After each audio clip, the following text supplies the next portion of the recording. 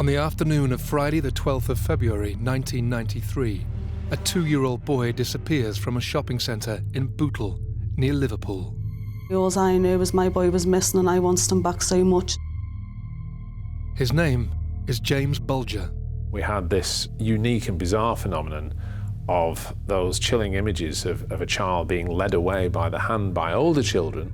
I do recall watching CCTV and I knew straight away it was James. Despite a mass search to find him, nobody could have predicted the horrific outcome. They were able to get him onto the railway line, where they did the most unspeakable things to him. And the circumstances surrounding James's tragic death were incomprehensible. There's no way 2 10-year-olds could have harmed a 2-year-old. You know, it's just impossible. It was clear that this was something that no one else had ever encountered before in this country. A murder so evil, it ignited an unprecedented wave of fury throughout the nation, making this a crime that shook Britain.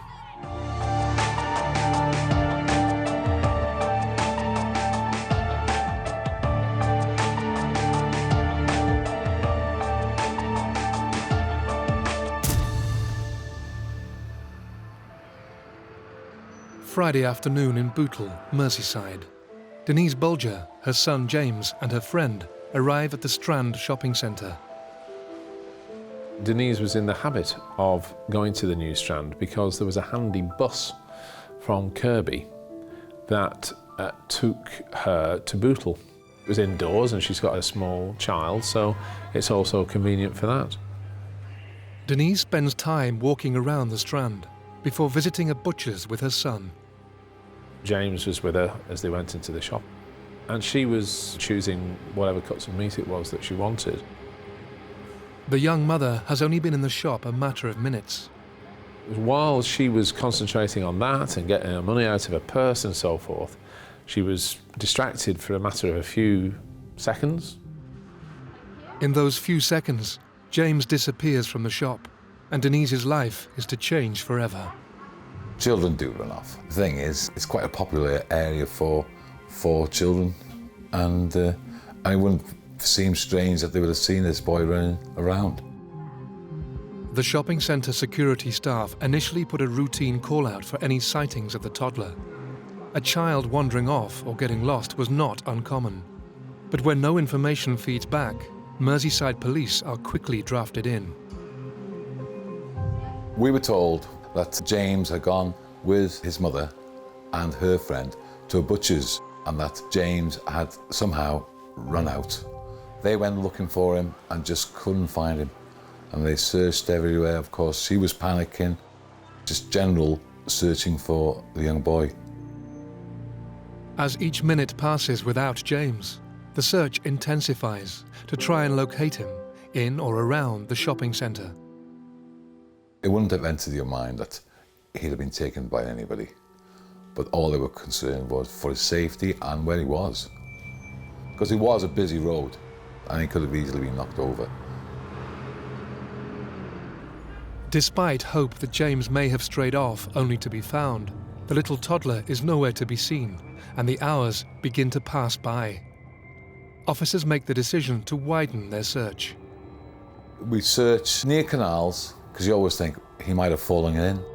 We go and search derelict yards, scrap areas. It's a quite industrial area. It was such a vast area to sort of search, really.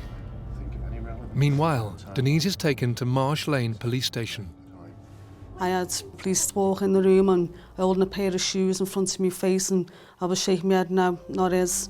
And that was a sigh of, you know, kind of relief then when them shoes weren't James's.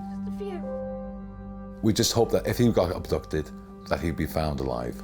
And that's, well, we had to be positive, and we tried to put that sort of feeling within ourselves.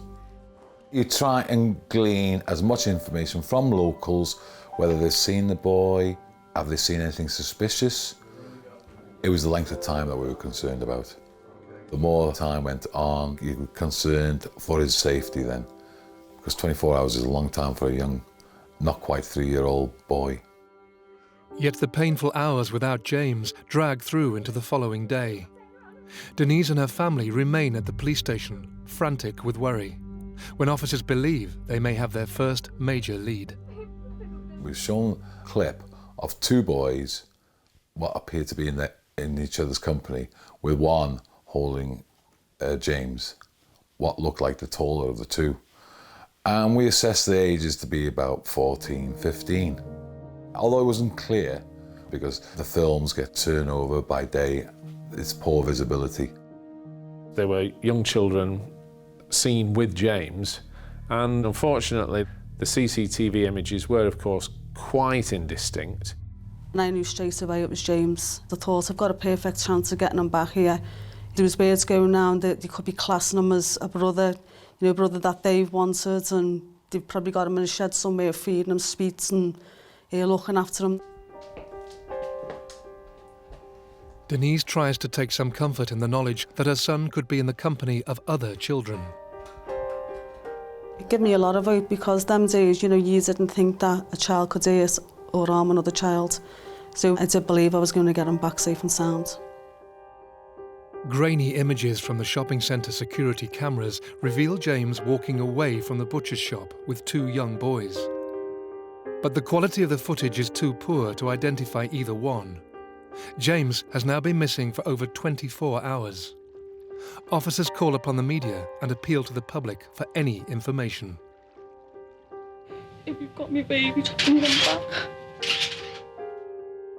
It fairly quickly on the Saturday became clear that it wasn't going to be quickly resolved because he hadn't been found. Just buying meat out the butcher's. Turned away from for a minute and then I looked down again, he's gone. Despite the press conference and CCTV images, no further news filters through. All the Bulger family can do is pray their son will be found safe. These boys had taken James, it appeared, from the New Strand. Were they playing some kind of game with him, perhaps? Was he being held hostage, or was he being kept by them somewhere as a playmate? Or had some harm been done to him? We had these two boys and we had to find them. It was assessed that we had to look for boys within an age range of 10 to 18, but we concentrated more or less looking at boys who were about 14, because that's what appeared on the screen. You interviewed local police officers and asked them who did they suspect that would be these children. I was unfortunately in an area where a lot of children were always in trouble, and there was a lot of names put forward. He wasn't with me and I wanted him back so much, and we were pleading for these two boys to bring him back. But despite the appeals and residents across the borough pulling together to search for James, the following day brings tragic news. I just remember Albert Kirby coming in and telling me the worst news I could possibly get. Protected under a police tent lies the body of a young boy, found this afternoon by children playing on a railway embankment.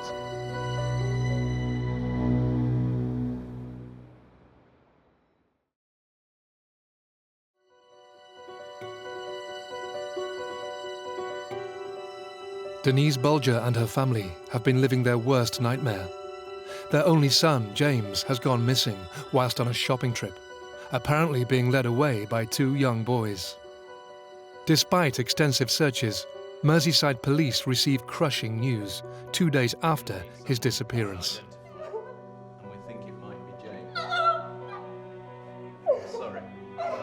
James' body was found on a Sunday afternoon on the railway line.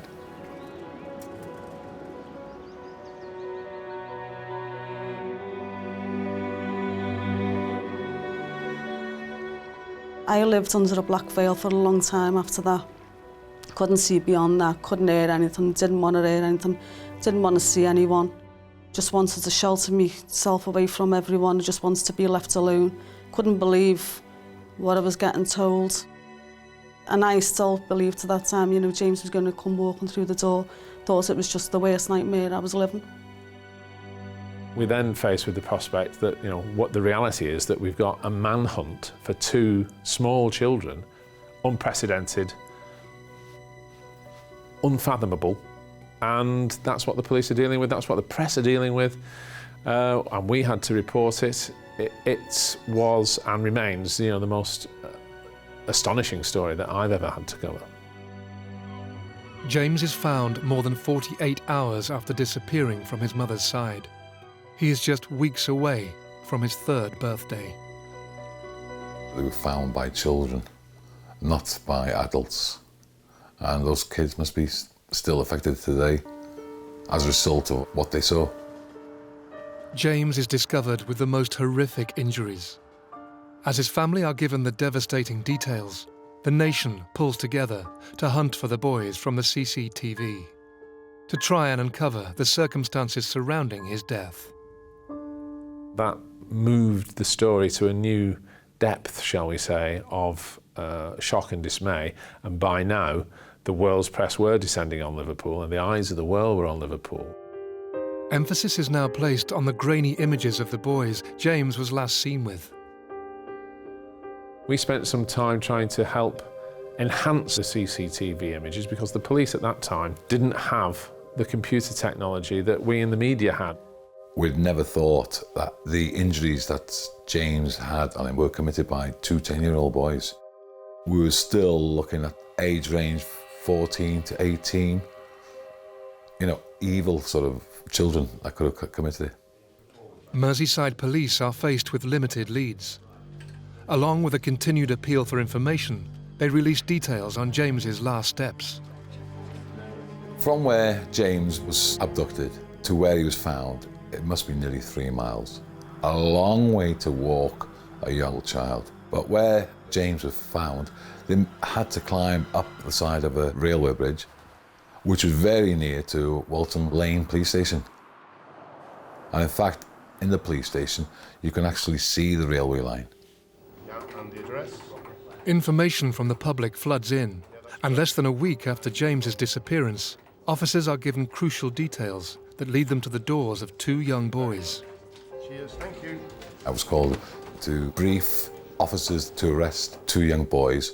One had been seen to have paint on his shoes. Paint, along with other items, had been found at the scene of the crime. A woman had come forward to saying that she knew this boy and that there was certain paint which sort of was connected with the paint that had been found on James. So I'd sent officers out to arrest Venables and myself went down to arrest Thompson. Can we have a few words? Robert Thompson and John Venables are 2 10-year-olds from Merseyside, thought to be truanting from school on the day James went missing. A team of us went to Thompson's home. I had to actually get on my knees to be level-headed with him, sort of face to face, and told him what I was there for and the fact I was arresting him. And then he started crying. But it wasn't tears there. They were crocodile tears. I was taken aback a bit. Take this a bit farther. Both Thompson and Venables are taken to separate police stations to be questioned. After the second interview, he actually admitted that Venables had grabbed hold of James's hand. And then he went on. It was like stopping, starting. Yeah, I admit going so far with him, then I left him. And then when we produced other evidence, well, you've been seen on the reservoir talking to an old woman. Oh yes, after that, we just left him after that. And then, well, you've been seen after that. Yeah, well, once I'd been there, I left him there. And then subsequently, we got onto the railway line. And that's the investigation, so the questioning was regarding that. He denied doing anything, but blamed it on Venables. And of course, we heard that Venables was blaming everything on Thompson. Lawrence Lee was John Venables' solicitor at the time. He was a little boy. Butter wouldn't melt. There was no way that you'd have thought that he'd committed a murder. My feelings began to change after the second interview, because in the first interview he just went on about how he'd been in a part of the city well away from the Strand. And then he said, "We weren't in the Strand. We never grabbed a kid, Mum." And I thought, oh my God, and the walls were caving in at that point. I went home, watched the CCTV footage, and I could clearly see that little boy being walked out of the shopping precinct by 2 boys, one of whom, which looked like Venables, wearing a mustard-coloured coat, clearly mustard-coloured. So I couldn't wait to get in there the next morning, and I threw the door open and I said to him, first thing I said to him, "What colour's your coat?" And he said mustard. And my heart just sank. I just knew, what am I in? I felt absolutely sick to my stomach. I had to go through stages with Thompson. He was quite clever, and no doubt, in my mind, he was the leader of the two. He was feeding Venables what to do. When we interviewed Thompson initially, he denied everything. We had to drip feed him with all the evidence that we had. But once we got to a sensitive point, one thing that Thompson did, and that gave away the fact that he was lying, when you give him a sensitive question, he shuffled his feet under the chair. They just didn't want to put themselves on that railway line because they knew exactly what they'd done. Specially trained officers spend hours questioning the two boys and eventually are given news that is to stun the nation. John made an admission, and his admission was, "I'm sorry, we did kill James. Please tell his mum I'm sorry." John Venables, a 10-year-old boy, uttered the words nobody had dared to believe. A child had admitted to killing another child. Meanwhile, Robert Thompson gives a different story. Thompson told me the fact that he'd taken James with Venables, although blaming it on Venables, of course, took him all the way to the railway line. The assaulter took part. He was there at the initial stage, but he left. There was a lot of facts against both of them. He's admitted being there at the scene. He said that Venables had done most of the injuries, whereas I believe differently. And once you got enough evidence by an interview to charge him, you charge him. Along with the confession from Venables, compelling evidence from the scene also links the boys to the murder. And the horrific facts that emerge surrounding James's final hours are unbearable to hear. They're dragging him through the streets and pretending to be his brother. When they're challenged by, it is said, 38 individuals, either saw him with them and some of them challenged Thompson and Venables as to what was going on and why the child was crying. They had a ready story to hand. Oh, he's fallen over, that's why. He's got injuries on him. These are injuries that they'd inflicted. He's crying for his mother and we're taking him home to his mother, was the story they told. Very cunning, very knowing, ready with an excuse that could trick a significant number of adults. And they were able to get him onto the railway line where they did the most unspeakable things to him, inflicted the most unspeakable injuries. It must have been the most horrendous ordeal that the child went through. You just can't imagine it. And they then put his body on the railway line. Most of the injuries inflicted on James by Thompson and Venables prior to his death are too disturbing to include in this programme. There was no doubt they were trying to make the incident look as if it was an accident and that the train had killed James. They weren't clever enough to know that, modernised forensic would determine something else. That's how conniving they were. And statements from witnesses reveal the cruel intentions both boys had from the outset. Initially, they tried to push James in front of a vehicle outside the Strand. And they also tried to push him into a canal. So they were determined to kill James. With the tragic facts laid bare, Robert Thompson and John Venables are charged with James Bulger's abduction and murder. Two children acting in concert, abducting a child from a shopping centre in broad daylight, bringing him to his end in horrific circumstances, and then seeking to make it look like an accident. This is completely unprecedented. This is unique in recorded world history. There has never been a murder case quite like this one. I thought, there's no way two 10-year-olds could have harmed a 2-year-old. It's just impossible. But when I seen the faces on them, I did believe then that they could have done something, what they did do to him. There was a point where I didn't want to live anymore. I just wanted to end everything.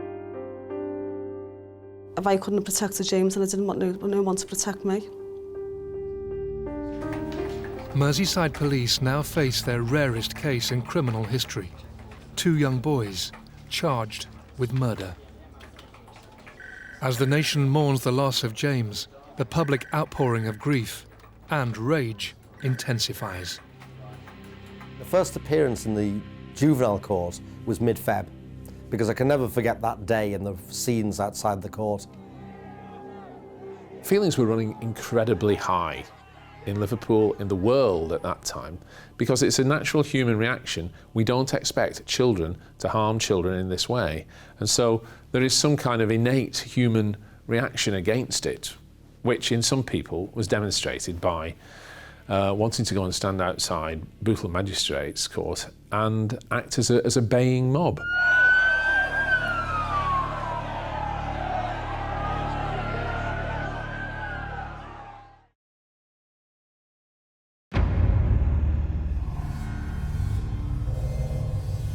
Two young boys from Merseyside have been charged with the murder of toddler James Bulger. As the public vent their anger and disgust, the victim's family try and prepare themselves for an unprecedented trial. I just wanted to see them 2 going down for the crime that they committed. Following the initial appearance at the magistrates' court in Bootle, just 10 days after James's death, the trial for the 2 children charged with murder is set for later that year and brings further torment. I know they were only 10, but I don't care. They'd done the most horrendous thing to me. And more than anything, no one could hurt me other than that. I just wanted to see justice done for James. There were queues outside the court because there were 44 seats available for the public to listen in, and they'd be queuing up all night to get in. It was just like a show trial.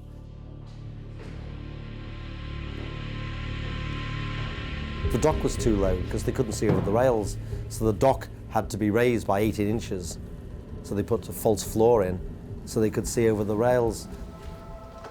Your Honour, this is the most grave crime imaginable.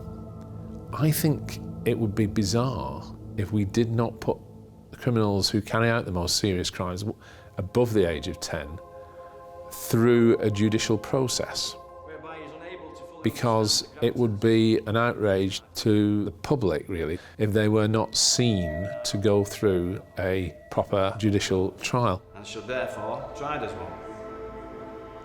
There was never any question that this case had to be committed to the Crown Court, because nowadays they have a grave crime argument, and if a juvenile or a youth is involved in a crime that is grave, it has to go to the Crown.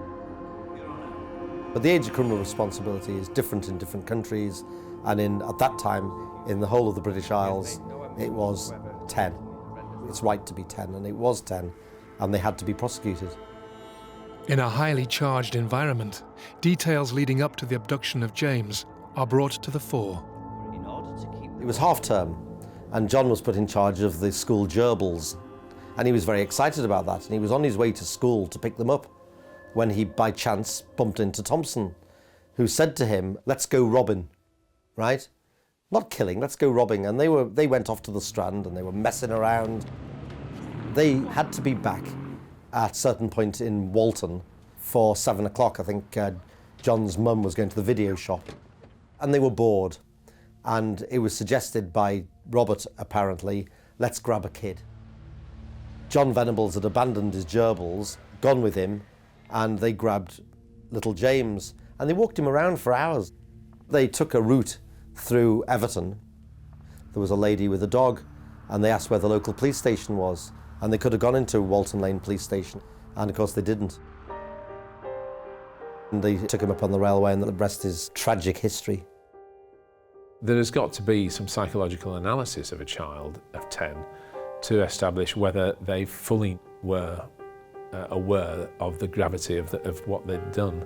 And I think with these 2, I think they did know what they'd done was completely wrong, but I think they ended up feeling very sorry for themselves and not sorry for James, and not sorry for the hurt and agony that it inflicted on his family. And the disturbing part about it is that they've never apologised to Denise or Ralph. The high-profile trial of Thompson and Venables lasts 17 days, finally drawing to a dramatic conclusion. The only time I did go to the court was the last day when I got to see the backs of their heads, and all I seen them was shoulders moving where they were sniggling. They showed no remorse whatsoever. I think if I'd have got hold of one of them that day, I think I would have done him harm. I sat about 10 yards away from Venables and Thompson, and when it returned, when they said they were guilty, Venables knew straight away and started to cry. Thompson looked at me and just glared at me, and I just glared back at him. And then he realised that Venables was crying, so his behaviour changed and he started to cry, but I couldn't see any tears. That's how evil in my mind I thought Thompson was at that stage. After the verdict is delivered, the judge takes the unusual step of revealing the identities of the young killers, along with details of their backgrounds. An unprecedented decision in British legal history. Well, the judge is under an obligation. If he thinks that it's in the public interest to know the identity, then he has the power to reveal it. And he weighed up all the circumstances, because until now, Venables and Thompson had been boy A and boy B. I was always against their identity being revealed. Not because of John, I wasn't bothered one iota about John, but he had a family who was completely innocent, of course. The names behind the faces are now in the public domain, but the decision is greeted with mixed feelings, and years later will require the killers to be given new identities at a considerable cost to the taxpayer. James's family now have to wait to find out how long his killers will be detained for. At the end of that court case, I was believed that they were going to serve many, many years, which were the words of the judge. Officers take them down to the cells. But the final tariff imposed on the convicted child murderers provokes huge political debate and sparks a national uproar that will continue for decades. In the aftermath of the trial, of course, we had the judge setting the tariff that they were to serve 8 years. I felt let down. I felt like I'd let James down. I thought it was a joke. I felt they were laughing at me, Thompson and Venables, and I felt Thompson and Venables were laughing at the government. I certainly thought they would get 10 years. I thought 8 years was not enough because it was only going to bring them to 18, 19. Now, they were only going to be held in children's homes till they were 17. That would mean no real punitive nature to the sentence because they would never serve any time in an adult institution. It would simply be schooling in a special school, which was secure. I don't think that would or did serve the public interest. I think it was actually detrimental to them. As Thompson and Venables adjust to life in separate young offenders institutes, their sentences are reviewed just 10 days after the trial by the Lord Chief Justice and increased from 8 to 10 years. But this does little to dampen the fury surrounding how long they will serve. Everyone was in uproar at the sentence that Thompson and Venables were given. You know, I can't thank people enough for the way they've still backed me to this day. There was a huge outpouring of disbelief and calls for the sentence to be increased. There was a petition gathered through a national newspaper that was presented to Downing Street. Hundreds of thousands of people signed up, and Michael Howard, who was the Home Secretary then of an outgoing Conservative government who wanted to appease the public, increased that tariff to 15 years. In a landmark decision, the government listens to the swell of public opinion, with almost 280,000 people signing the petition to increase the killers' sentences. Thompson and Venables will now spend an extra 7 years without their freedom. I wasn't pleased with it, but I would have learned to live with it. I would have said, well, you know, at the end of the day, they have done 15 years, or going to do 15 years, you know, we can't ask for more than that. Because I knew one day they would have had to walk again. You know, I didn't ask them to be locked up indefinitely. This was something that we weren't involved in because we're criminal lawyers, we're not politicians. And they went to new lawyers to appeal to the High Court, but then they wanted to go to the European courts. As representatives for the murderers hit back and quickly argue the decision, the new 15-year tariff is a short-lived victory. The House of Lords rule the increase as unlawful, and in a huge blow to James's family, decide to bring his killer's sentences back down. When it got brought back down, when they said it wasn't down to Michael Howard to increase it, it was just another knife in the back. And I just thought, how much more can we take as James's family? It's just one hurt after the other. Once the 15 years would have been up, you know, they could have walked and I wouldn't have been looking for them, no one else would have been looking for them. They certainly wouldn't have been looking over the shoulders waiting for an attack on them. Because at the end of the day, they would have served, you know, an adult sentence for a murder anyway. As the custodial sentences for the youngest killers in the country become a political argument, the nation hope that the boys who committed such a horrific crime will be handed the necessary punishment and rehabilitation. There has to be punishment, but within that punishment, there has to be rehabilitation, because they can't be released into society unless they're sufficiently rehabilitated, unless they satisfy the parole board. But despite the young criminals being housed in detention centres with strict rules and guidelines, Denise and her family receive information that brings little comfort. I was getting drip-fed, if you like, bits of information of how they were getting rewarded on the inside, and I just thought, you know, what have I done to deserve this? You know, that they should be getting punished, not rewarded. There's secure accommodation. Every door is locked after he goes into a certain part. But it's a bit like a hostel, if you like, as well. And they had full education, loads of good food, and he had television and videos and everything. He had a room that a lot of poor kids would be very jealous of. The cost of a place at a secure unit can be over £200,000 a year per inmate. Under their rehabilitation, Thompson and Venables are taught to conceal their past, along with receiving an education. There's one-on-one teaching. You know, there's people who've got to pay for that kind of education. They got it scot-free. They were given money to go out on days out. They were taking the swimming baths. They were always escorted, never on their own. They went shopping for themselves as well, buying all kinds of designer clothes. You know, a lot of people out there work so hard and still can't afford things like that for their kids, but they, you know, they're good kids. But these two committed that crime and were given all luxuries like that, designer clothes, you know. It's just unbelievable, the amount of money that was spent on them.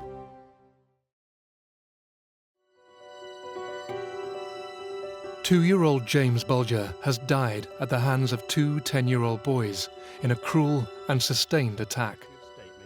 Having endured a painful trial to see his killers brought to justice, his family now learn of the treatment they are receiving, whilst allegedly being punished for his murder. They were allowed to kit their own bedrooms out. One was a Man U supporter, so we had all wallpaper and Man U bedding on his bed. They were given computer games, they were allowed to play snooker. I've never said, you know, lock them up and throw away the cake. I knew one day they would be released, but the way they were treated like that, that's what's the awful thing about it. As Robert Thompson and John Venables serve their time, the debate on how long they should be detained rages. In 1999, the boys, now 16 years old, are given news that devastates Denise and her family. The European courts announced that the original trial in 1993 was not impartial, sending shockwaves throughout Merseyside and the rest of the UK. They're dealing with human beings here who have feelings and emotions, but of course that isn't the way that it gets dealt with. I do feel that the European Court of Human Rights was the wrong place for this law to be set.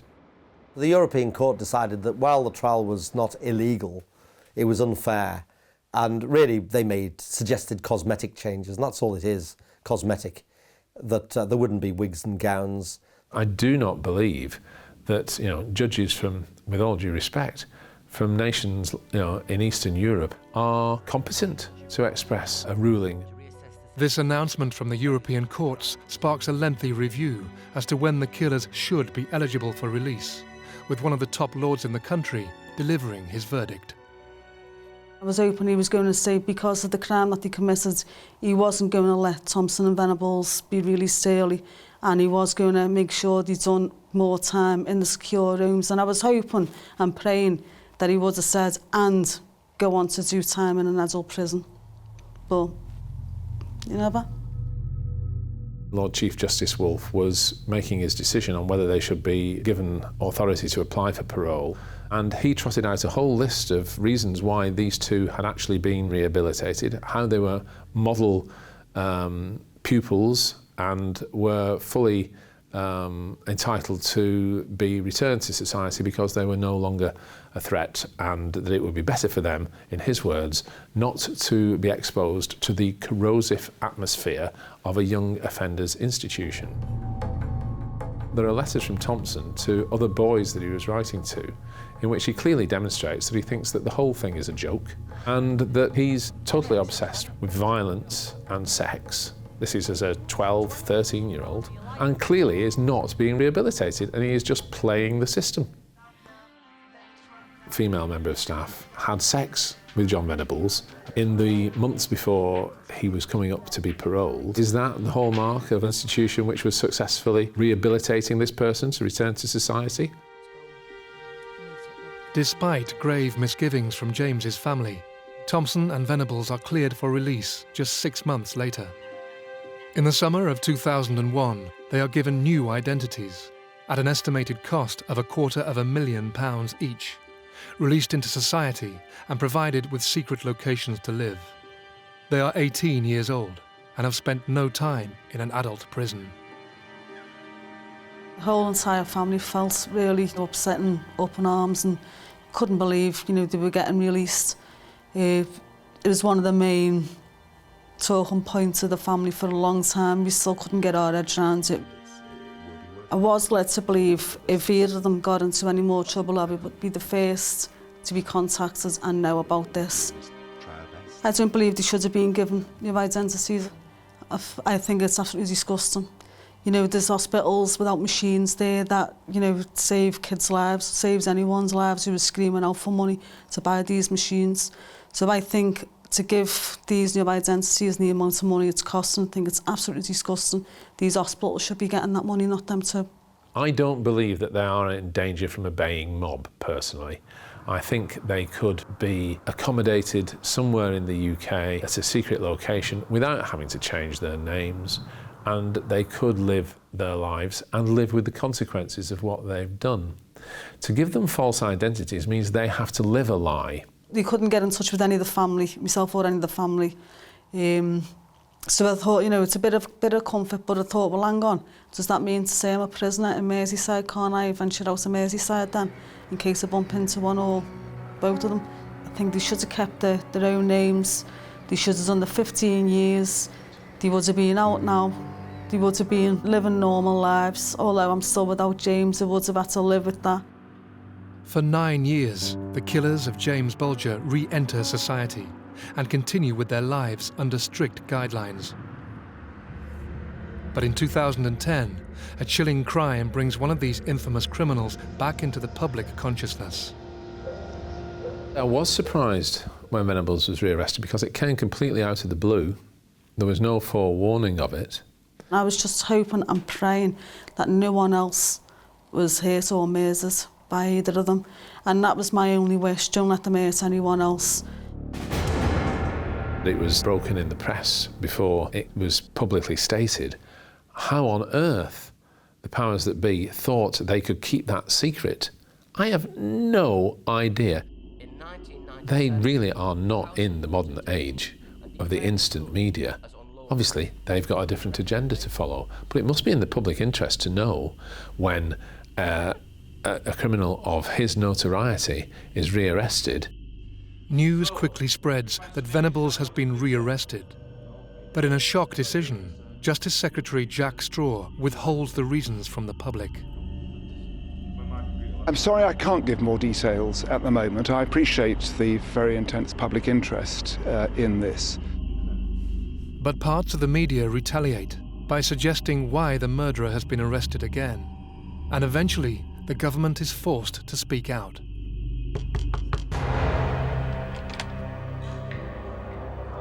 The police were called into his flat or apartment, wherever he was living. They went through his computer, which Venables tried to snatch the computer off them and tried to smash it up into bits. As thick as he is, the police managed to get the computer off him. And that's when they found all the child porn on it. If you're resisting, arrest, sir. We have a warrant for this, sir. Rumours that James's murder may have involved a sexual nature circulated when he was killed. Now this new allegation calls Venables into question once more. I was absolutely blown over by news that it was Venables. When that came out, I just couldn't believe it. After considering all of the evidence at this trial, it is clear that the intentions of this person were sinister and wrong. As Venables appears via video link in the courts, Denise and her family are to learn further alarming news. Venables was reported drinking in Liverpool. In nightclubs, he's been reported into going to Everton games, which is only 5 minutes away from where I'm living. Although not Everton supporters, but Everton have supported my charity in the past. Could have been sitting right next to him. You know, I could have spoke to him. I could have even had a drink with him. I don't know. I've got family who are Everton supporters and do go to the matches. I've got nieces who drink in Liverpool. How do I know that any of my nieces haven't been chatted up by Venables? One of them could have brought him home to their houses. No one would know in the family. The alarm bell should have been ringing long before he was discovered to have committed the crimes that he had. It is on your computer. With Venables under scrutiny once more, the Ormond report is commissioned to look into his background and behaviour over the past years. The facts are now glaringly obvious. Venables had compromised the terms of his licence. But Denise also learned that he had been arrested twice whilst on probation. Once after a drunken brawl, where he received a warning, and also for drug possession, where officers gave him a caution and a curfew. He's a high-profile prisoner on parole. If he gets involved in violence, I believe that should be dealt with seriously, and it should have resulted in his parole being rescinded and in being recalled, effectively, for treatment and punishment. Is it surprising that Denise does not have confidence in the capacity and the commitment of the powers that be to handle this case correctly? And despite the cost of a new identity, Venables has been rumoured to reveal who he really is. They may be at liberty, but they'll never be free. And I'd heard that he'd had a few drinks from time to time, that he'd had drugs. He would blag about who he was when he had drink, and he was becoming a nightmare security-wise. I think it needs a fresh approach. Is it possible in the internet age to successfully give someone a new identity? I'm not thoroughly convinced that it is.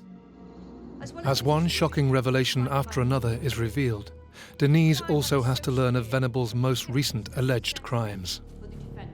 Then the allegations got read out in court. I try not to think of half the things that he's been up to again, but you know, sometimes it's really hard.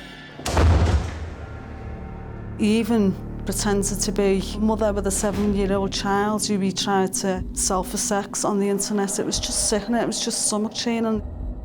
Venables had allegedly downloaded over 50 indecent images of children and is charged with possessing and distributing them. He pleads guilty. He is given a 2-year sentence. I don't know whether he's going to be kept inside or whether he's going to be released, but I hope they do see sense and I hope they do keep him inside, not for his safety, but for other people's safety. Thompson appears to have managed to stay largely out of trouble. Whether that's because he's more cunning or clever than his counterpart, we don't yet know. But if I was a betting man, I'd say we haven't heard the end of either of them. I don't think lessons are being learned in this at all. The only lessons that have been learned is mothers and fathers now are more protective over the kids and they tend to keep an eye out on them, especially when they're out shopping, and I urge them to do that. The horrific murder of James Bulger has never been far from national headlines, often in relation to the monsters who took his life. But for Denise and her family, this shall never detract from the memory of their little boy, whose innocent life was so cruelly taken. No words can explain how much I miss him. It's not a day that goes by where I don't think of him. He's the first person I think of a morning. He's a very bubbly little child. He just loved to play, didn't give me a minute. He loved being read to, and he used to read the books back to me. He was just so lively from the minute he opened his eyes to the minute he closed them. He was just lovely to be around.